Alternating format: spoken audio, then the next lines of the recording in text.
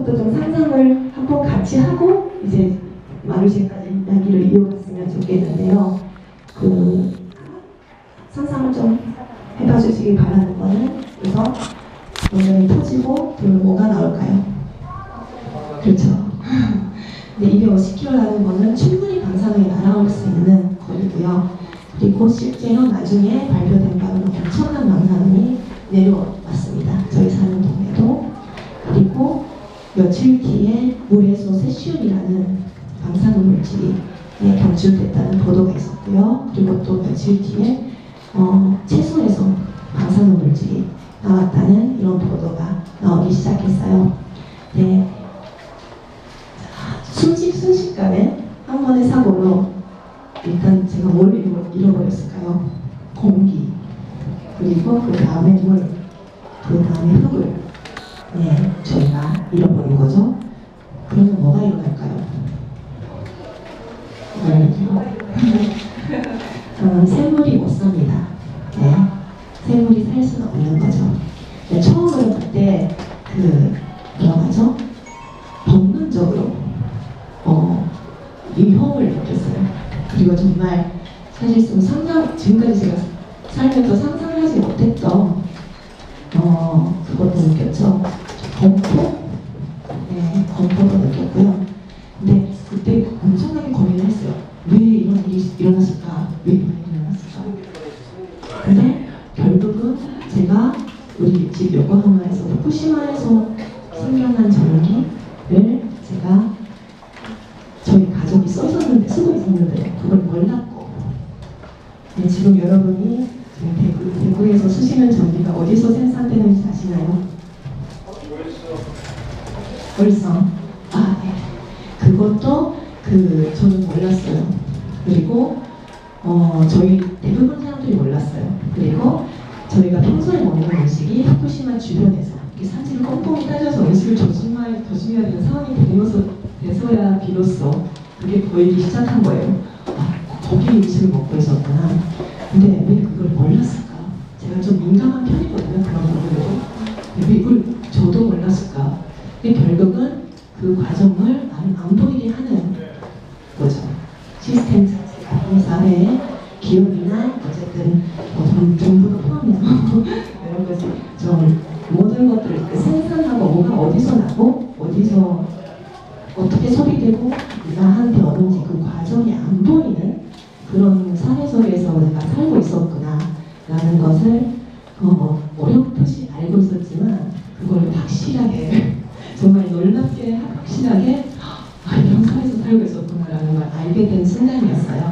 어쨌든 그러면서 우리가 카페에서 그 전에 저온 먹거리, 유기농 먹거리 이런 것들로 메뉴를 만들자 라는 생각을 했었는데요. 거기에 에너지라는 개념이 들어갔어요.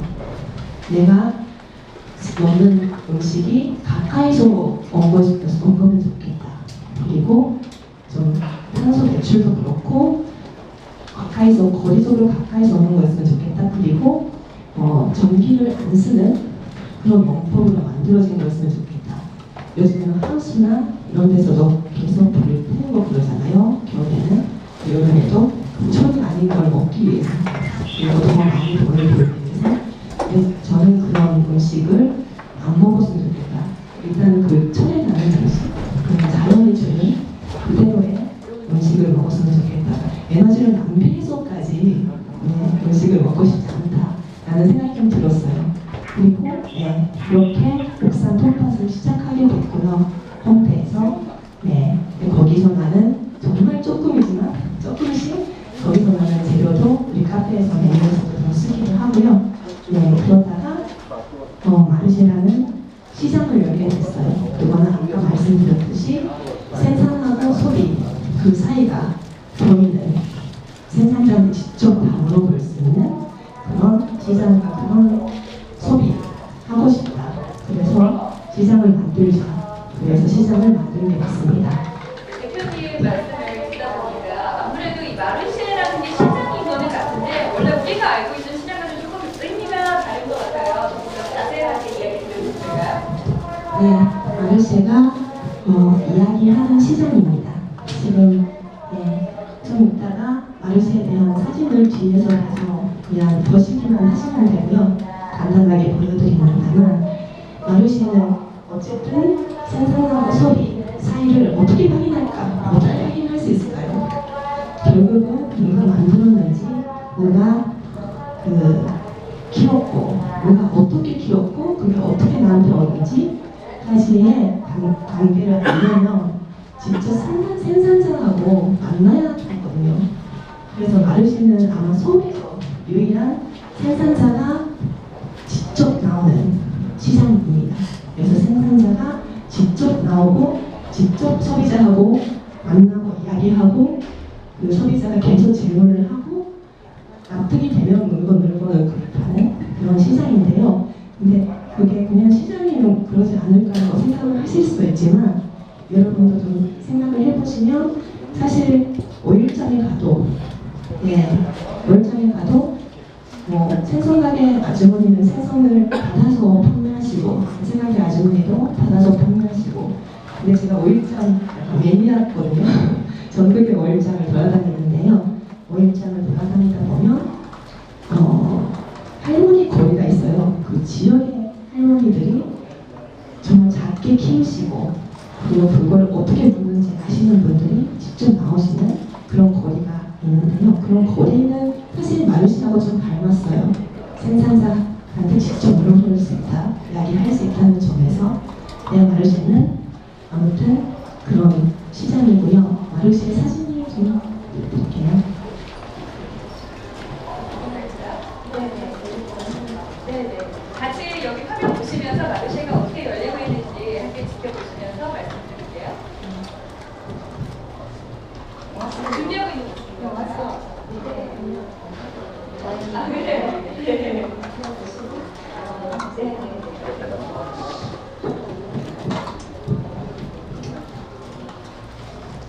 네, 농부가 주로 마르시에는 세 가지 분류의 농부가 있습니다. 하나는 그 도시농부고요. 저희가 도시농부를 가장 우선시합니다. 거리가 가깝고 또 도시농부들이 계속 주변에서 많이 자라고 그리고 우리도 도시농부가 돼야지 이 세상이 좀 더 살만하다라고 생각을 하거든요. 그래서 도시농부가 1차적이고요. 두 번째 농부의 분류는 기농하신 농부신데 아직도 유통에다가 작물을 납품을 하려면 규모가 필요하거든요. 그 규모를 못 키우는 기농 아직 한지 얼마 안 된 농부 또는 그 일반적인 유통을 아예 포기하시는 나는 작게 키우고 주변 사람들한테 잘 관계를 맺고 그 안에서 예를 들어 끄러미 아시나요? 끄러미? 직접 자체소를 계약 재배를 하고 그리고 그 사람 농부들한테 계속 꾸준히 돈을 지불하는 그런 끄러미 방식으로 농을 하겠다 이런 삶을 사시는 분들. 그리고 세 번째 분류가 마르시에서 농부 2세, 3세입니다. 그러니까 농부님은 지방에 계시고 아들이나 손자는 아니면 딸이나 손자는 서울에 있는데 할아버지나 아버지가 키우는 채소나 과일을 자랑하고 싶다 하는 경력을 소개하고 싶다. 이런 분들은 저희가 마르시에서 농부로서 농부님이 유일하게 농부님이 직접 안 오셔도 가족이 손자가 딸이 아들이 판매할 수 있는 그런 권리를 갖고 있고요. 이거는 그 2세, 3세가 1세 농부하고 만남으로써 그 세대 간의 그리고 부모의 직업에 대한 존중 그리고 그 세대 간의 만남이 일어나거든요. 거기서도 엄청나게 재밌는 일이 일어납니다. 그래서 그런 것들을 마르시에서 좀 활발하게 이루어졌으면 하는 바람이고요. 보니까 굉장히 그 생산자분들 말씀하셨던 것처럼 좀 많이 젊고 또 일반 우리 오일장에서 만났던 모습과는 상당히 다르죠. 좀 뭔가 세련된 느낌도 많이 나고 그렇죠? 네. 정말 신선하고 좋은 재료들을 판매하고 있다는 생각이 드네요. 네, 이거는 쿠션 모습이고요. 네. 아니면 서울입니다. 서울에 마르쉐 에트 해화동이라고 해서요. 마르쉐 아, 그거는 브로고요. 브로로 시장이라는 뜻이고요. 마켓이라는 뜻입니다. 네. 그리고 서울에서 지금 마르쉐 시장이 열리고 있는 모습을 사진으로 보여드렸고요. 그럼 사진은 이만 보시는 걸로 하시고 다음 또 이어가도록 하겠습니다. 그 대표님이 그 말씀하셨듯이 아주 작은 텃밭에서 또 여러 가지 일구신 걸로 말씀하셨는데 도시 농부라고 할 수 있잖아요. 이렇게 직접 텃밭도 가꾸시고 또 채소들 경작도 하시고 이렇게 수확된 작물들은 어떻게 활용하고 계신지 궁금합니다. 근데 사실 제가 도시농부라고 말하기에 좀 민망하긴 하거든요.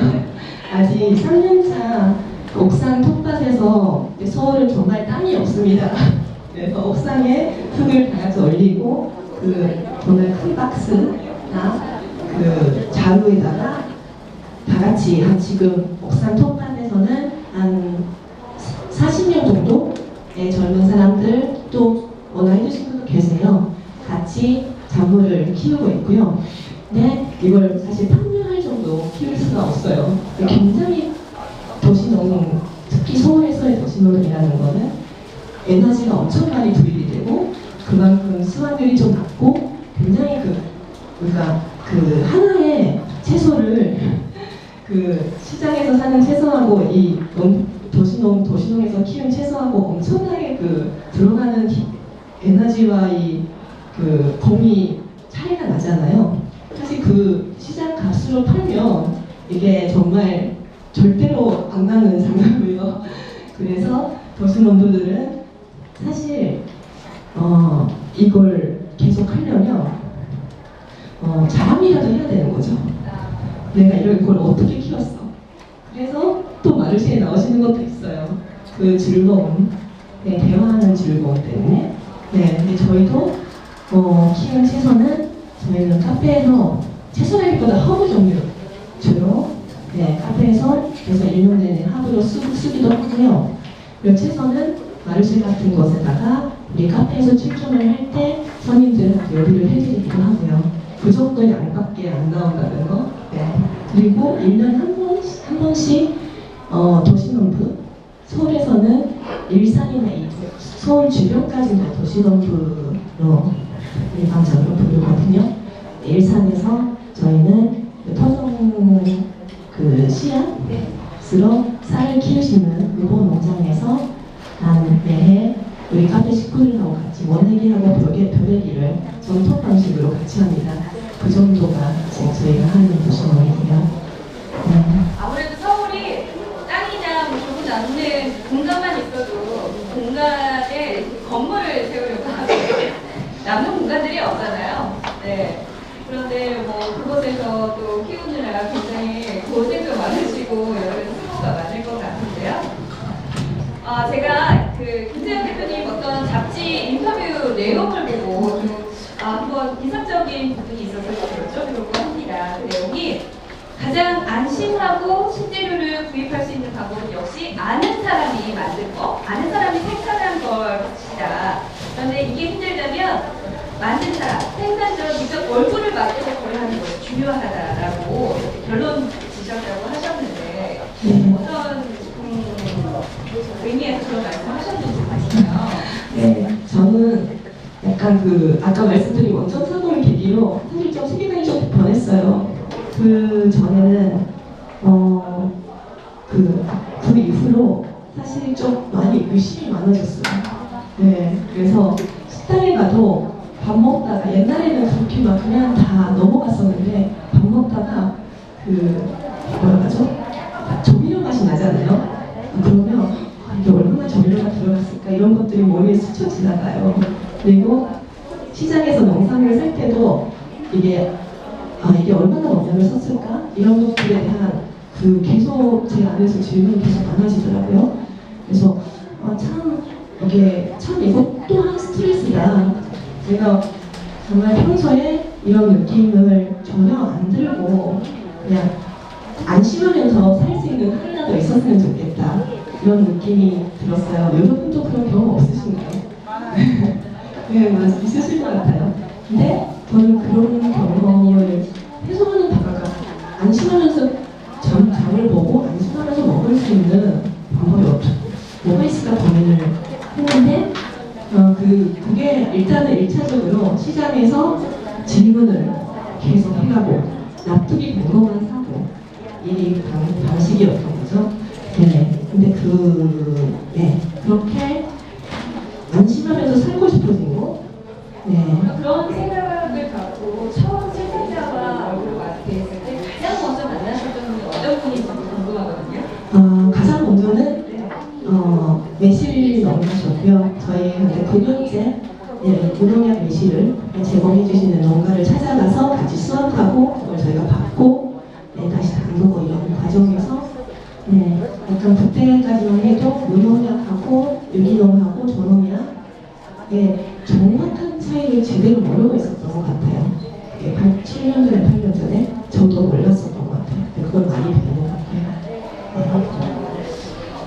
우리가 사실 그렇죠. 이 음식에 대한 불감증이 생긴 지 별로 사실 오래되지 않아요. 예전에는 뭐 음식을 만들어서 맛있게 먹었다 이런 것들만 맛있는데 맛없는데 이런 얘기만 했었는데 요즘에는 여기 뭐 김치에 들어간 배추는 어디 거며 고춧가루는 어디 거며 이런 거 하나하나 다 살펴봐야 되고 그래야지 이 안전에 대한 불감증도 좀 없어지고 안심이 되는 그런 시대가 왔어요. 자, 그렇다면 이렇게 고르고 또 생산자와 직접 얼굴을 마주에 대해서 안심하고 샀으면 이런 좋은 식재료들이 내 손 안에 있으면 맛있게 요리해서 먹고 싶은 게 사람들 생각이잖아요. 어떤 요리들, 뭐 새로운 요리들 이런 거 생각해 주시거나 뭐 하신 적 있으신가요? 제가 직업인지라 생산자를 돌아다니고 그 생산자한테서 어떻게 생산이 되는 것을 제대로 좀 설명을 듣고 생산지의 레시피를 받고 그걸 제가 변형해서 다시 알려드리는 제 나름의 레시피를 만들어내는 그 일을 계속 하고 있습니다. 그래서 좀 새로운 레시피를 계속 만들어내기는 하는데요. 근데 참 이게 중요한 거는 뭔가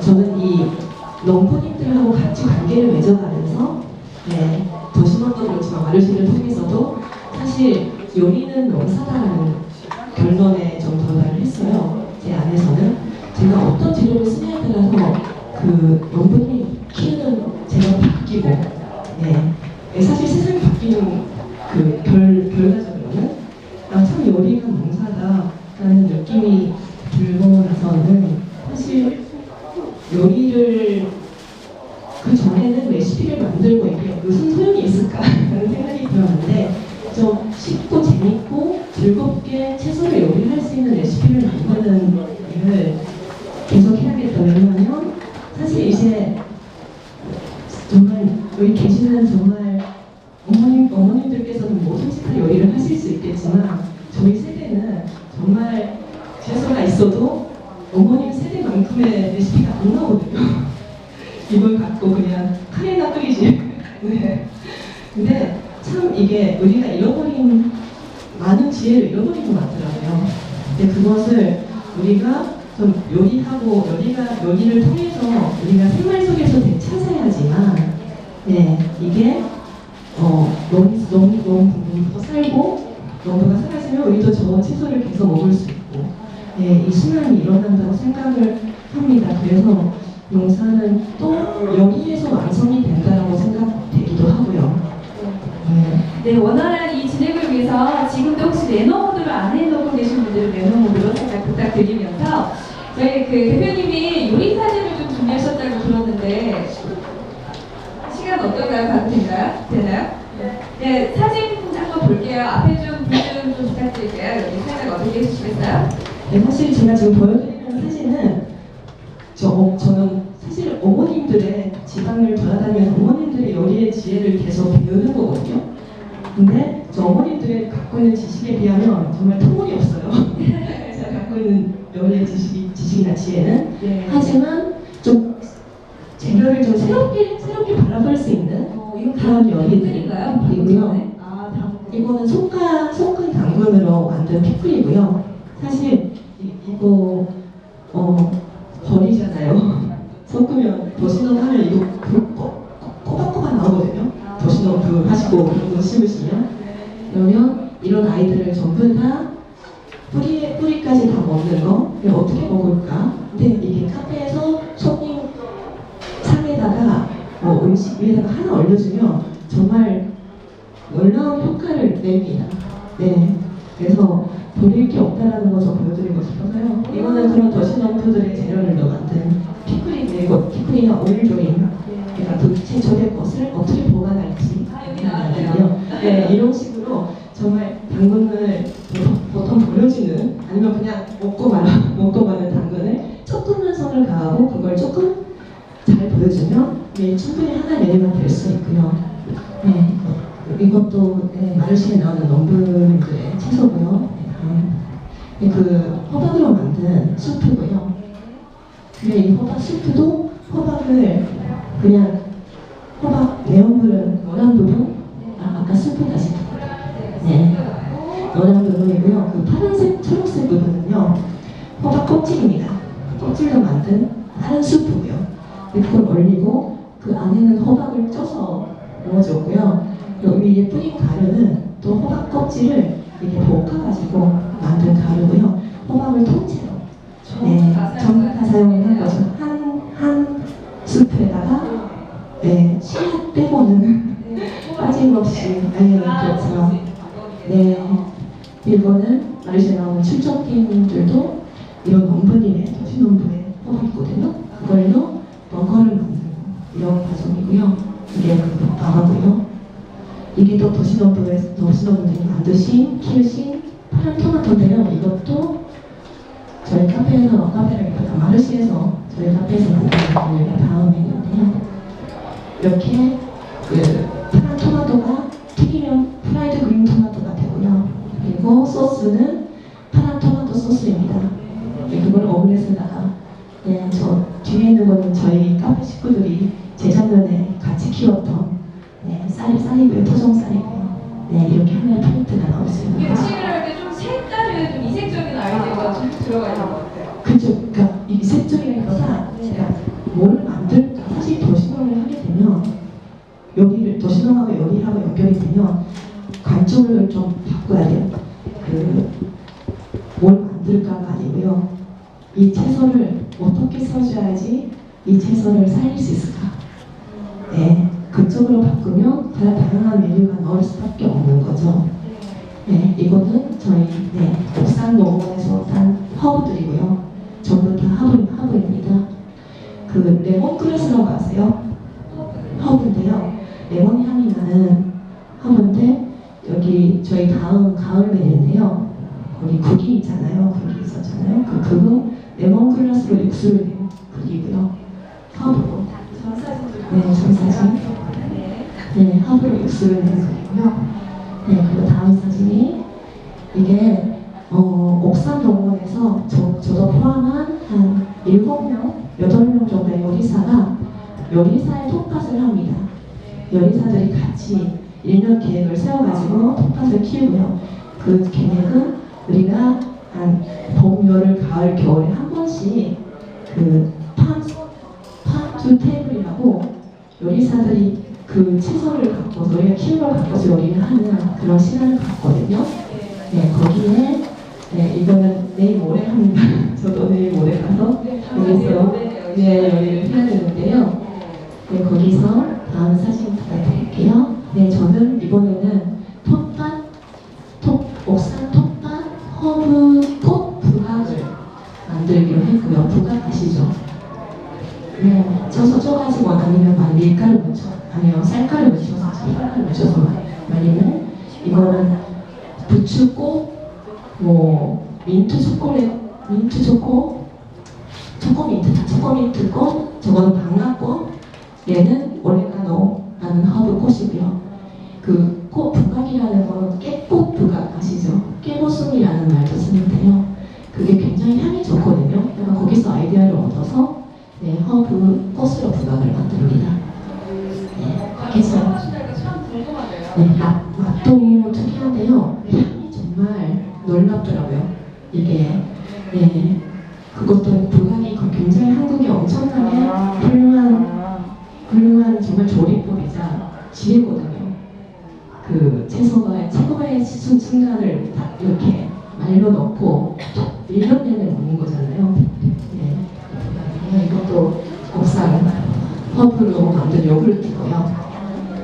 네. 이거는 네, 괜찮아요. 네, 이게 무케가르이라고 서양에서는 허브를 넣고서 수프에다가 향을 내기 위해서 무케가르를 만들거든요. 그러니까 이것도 제가 좀 좋아해서 자주 만드는 거예요. 육수 낼때 사용하는 육수에 사용합니다. 아이고, 육수요. 이게 이따가 강의하시는 이승희 선생님께서 텃밭에서 만드신 무케가르니 마르시에서 판매하셨어요. 엄청 아름답죠.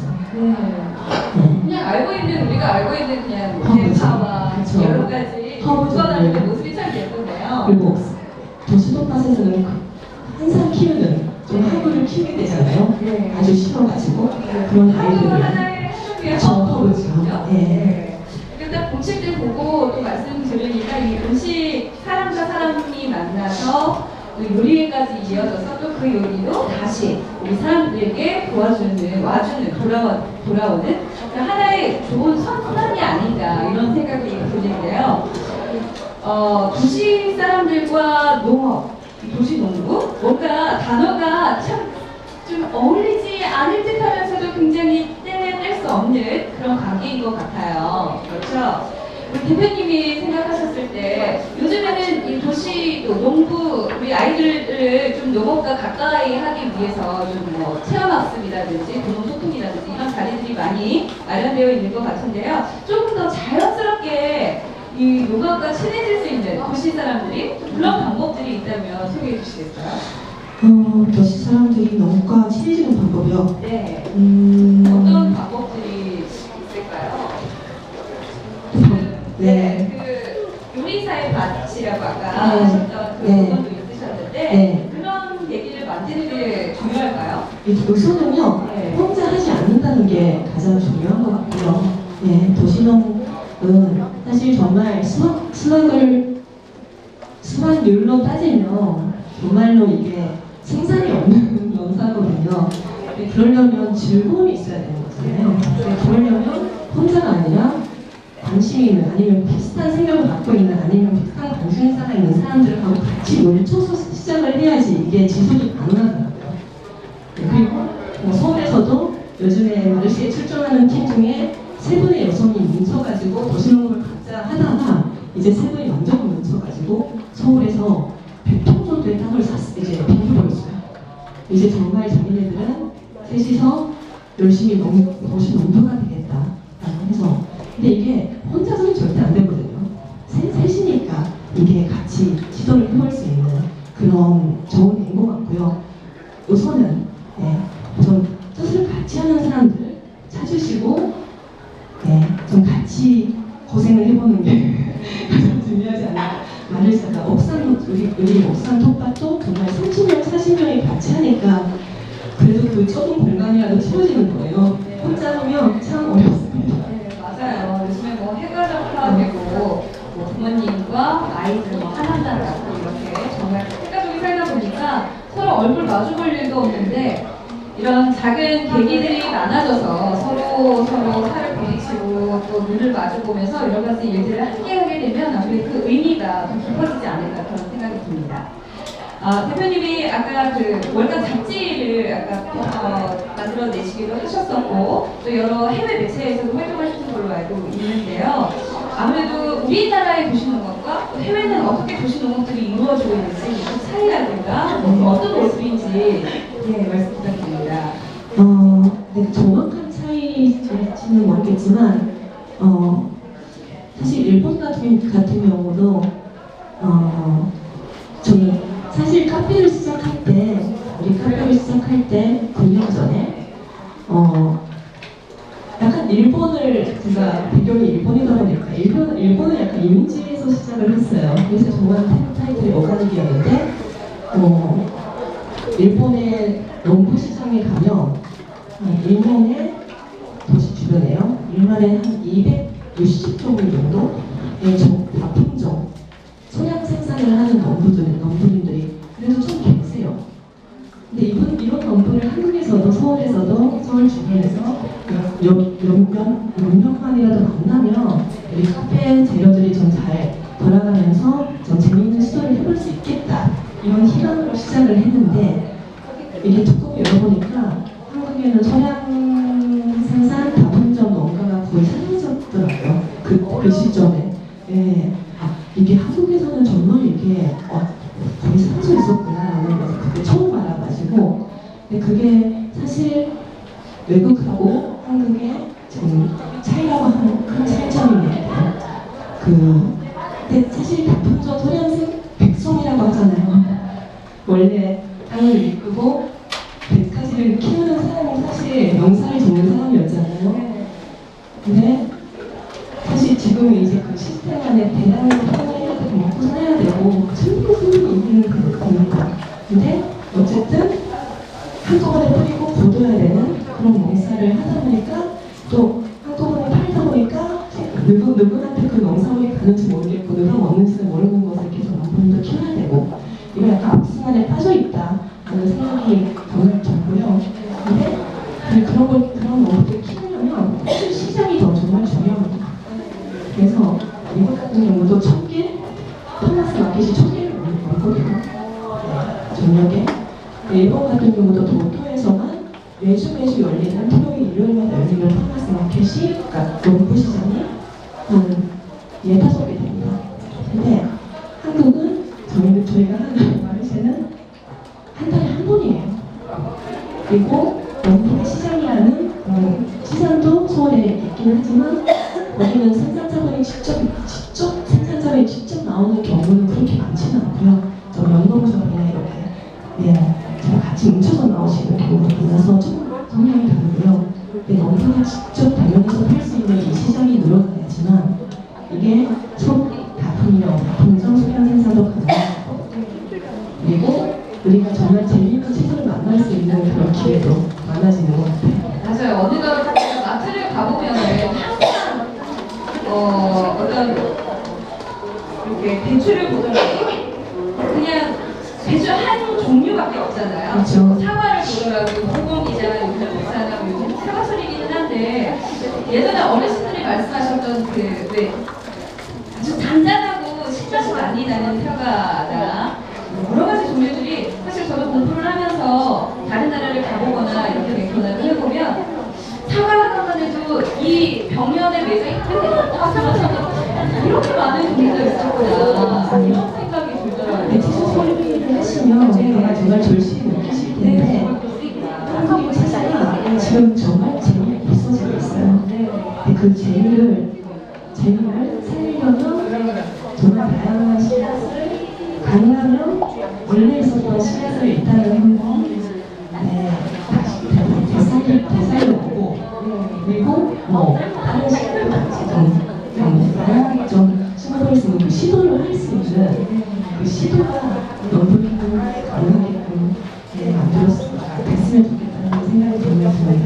아무래도 필요한 사람이 별로 없고 또 농업을 하시는 분들이 아무래도 가장 적게 줄어든 게 가장 큰 원인이 아닌가 이런 생각도 잠깐 해보면서요. 우리가 직접 내가 먹으려고 시작했던 것들이 주변의 지인들이나 친구나 가족들과 함께 나누면서 이렇게 또 소통도 되고 이렇게 점점 변화가 되는 것 같은데요. 또 이런 것들을 지켜보시고 또 여러 가지 일들을 프로젝트도 맡아서 일들도 하고 계시고 그런 것을 하고 계시면서 나중에 목표가 어떤 목표를 갖고 계신지 아니면 새로운 그림이나 이런 거를 생각해 놓으신 게 있다면 마지막으로 말씀해 주실 수 있을까요? 저는 도시농업의 또 하나의 정말 큰 장점이라기보다 그 가능성을 보는 거는요. 사실 지금 도시에 사람이 너무 많잖아요.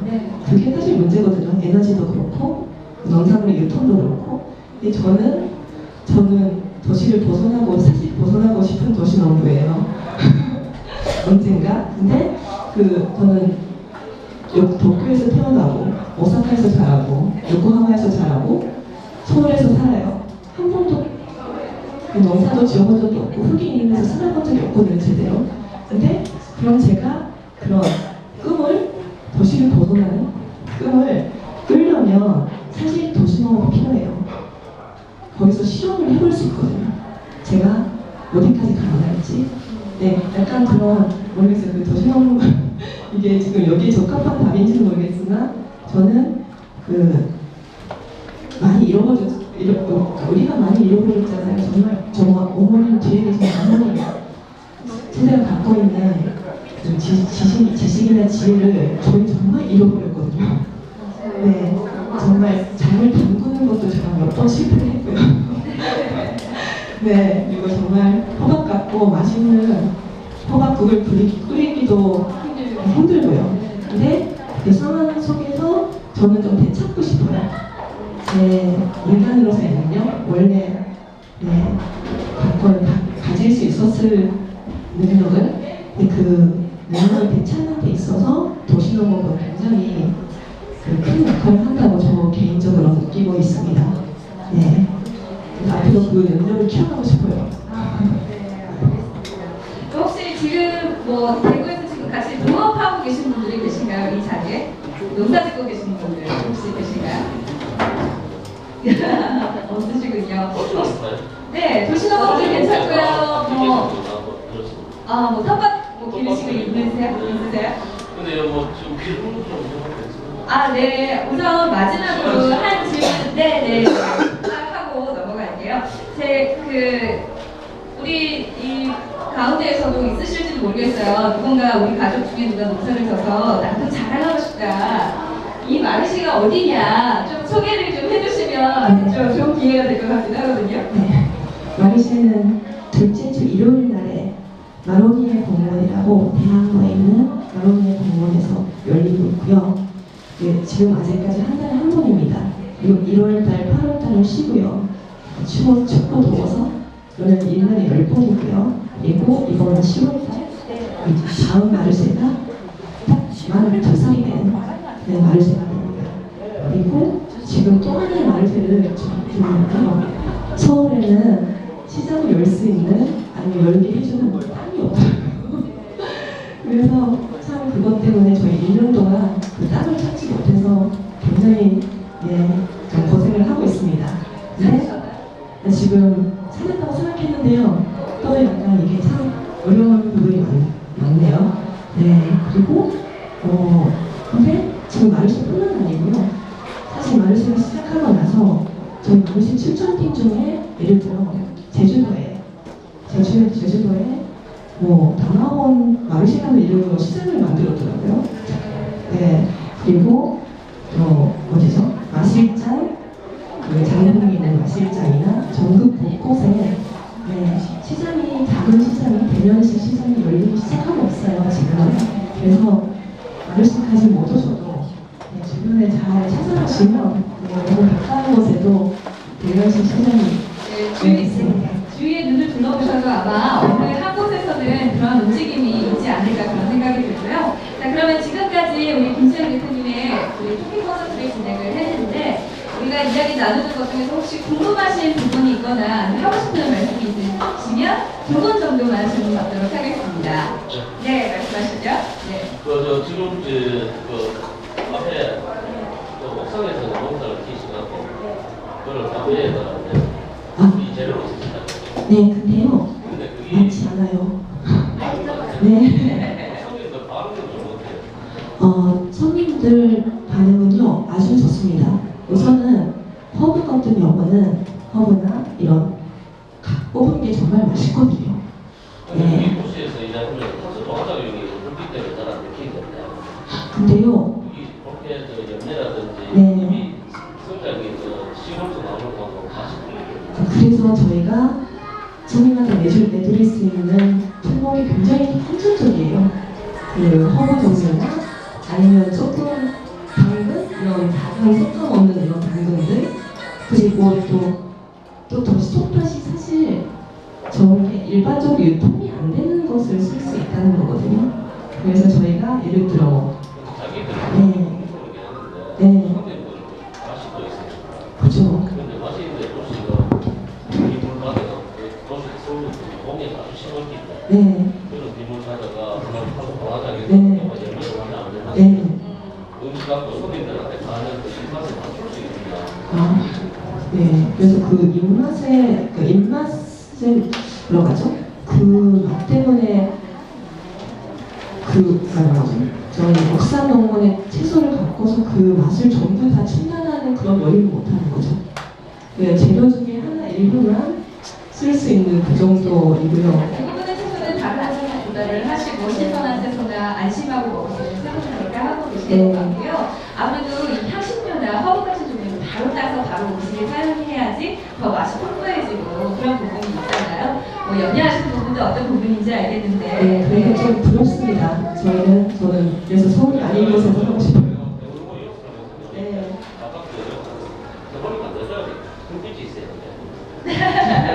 아무래도 옥상이다 보니까 그래서 이렇게 서울에는 예. 내가 뭐 홍대한테 막 밤새도록 뿌릴 때가 있을 텐데. 아무래도 높은 빌딩인가 봐요. 그러니까 다른 곳에서 불빛이 잘 안 드는. 사이에 뭐 네. 있어가지고 네. 아, 그렇군요. 그래서 우리를 부탁해보니까 네. 야, 파스가 하자 이게. 햇빛도 진짜 바라는 거니까. 그래서 아마 더 많은 작물을 키우시는 것 같아요. 네. 자, 또 다른 질문 부탁드리겠습니다. 예, 저는 월드에 사는 사람인데 이 건물에 보니까 뭐 토끼하고 닭을 키우는 그런 모습을 보이나 하는데 우리가 보통 이렇게 월배쯤 되면 그리고 뭐 이제는 도시가 확장돼가지고 또 시내 한가운데 그런데도 건물 옥상 그 사생 같은 데다가 닭 토끼 키울 수가 있겠는지 물어보고 자기가 토끼같이 가축들을 혹시 그 옥상에 기를 수 수가 있느냐? 있겠는가? 그러면 키우면 이거를 네. 법적으로 안 되는지, 또 뭐 그거를 뭐 예를 들어서 그 옆에 사는 사람들이 뭐 닭 소리가 나서 시끄럽다든지 이렇게 해서 하기 곤란한지 그런 거에 대해서 아시는 것 같아서 물어봅니다. 근데 서울에서는요, 저희 그 옥상 텃밭 선생님이 계시는데 그 선생님이 닭을 키웠어요. 그 서울 아파트에서 아파트 베란다에서. 근데 그런 데가 있는데요, 큰일 났습니다. 네, 주변에서 고발해가지고 그리고 도시에서는 닭은 소리 때문에 닭은 아침에 오는 소리 때문에 안 되겠더라고요. 네, 냄새가 나고. 그래도 좀 불편함이 있으니까 도시 농업적으로 아마 발달이 되지 않을까 이런 생각도 생각을 해보고요. 자, 그럼 시간상 이제 우리 김수현 대표님의 콘서트는 끝내도록 하겠습니다. 많은